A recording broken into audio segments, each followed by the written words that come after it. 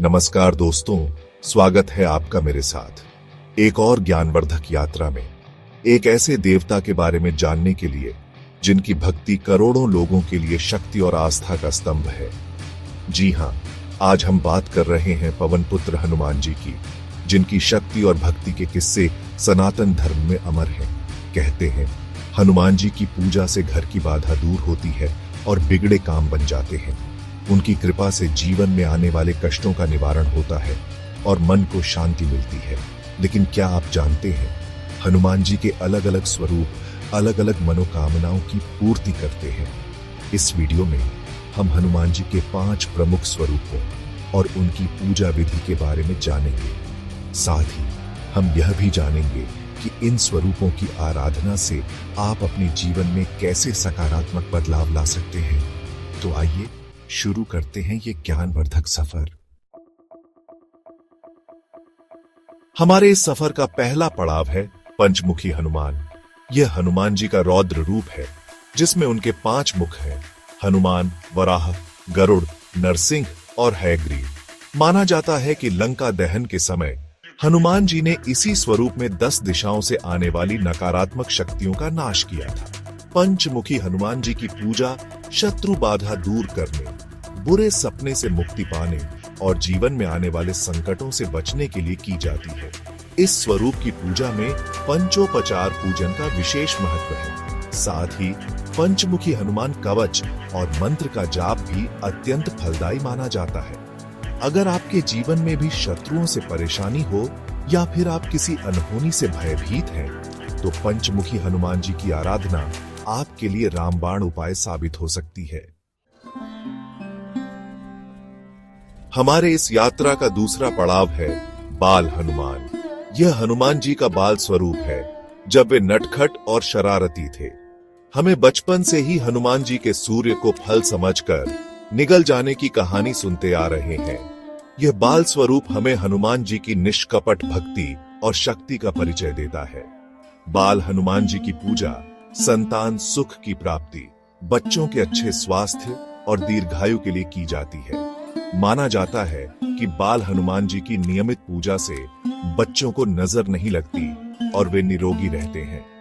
इस स्वरूप की पूजा में दूध और गुड़ का भोग लगाना शुभ माना जाता है। अगर आप भी संतान सुख से वंचित हैं या फिर अपने बच्चों के स्वास्थ्य को लेकर चिंतित हैं, तो बाल हनुमान जी की आराधना आपके लिए लाभकारी सिद्ध हो सकती है। चैप्टर 3, संकट मोचन हनुमान। हर संकट का हल आगे बढ़ते हुए हम पहुंचते हैं संकट मोचन हनुमान के दरबार। यह हनुमान जी का सर्वाधिक पूजित स्वरूपों में से एक है। इस स्वरूप में हनुमान जी अपने भक्तों के सभी प्रकार के कष्टों को हर लेते हैं, जैसे कि रोग, शोक, भय, दरिद्रता आदि। संकट मोचन हनुमान जी की पूजा किसी भी प्रकार के संकट से उबरने के लिए की जाती है। माना जाता है कि हनुमान चालीसा का नियमित पाठ और संकट मोचन हनुमान स्तोत्र का जाप करने से जीवन में आने वाले सभी प्रकार के संकटों का नाश होता है। इस स्वरूप की पूजा में सिंदूर और चमेली के तेल का विशेष महत्व है।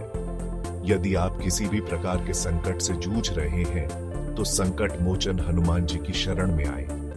वे आपके सभी कष्टों को हर लेंगे।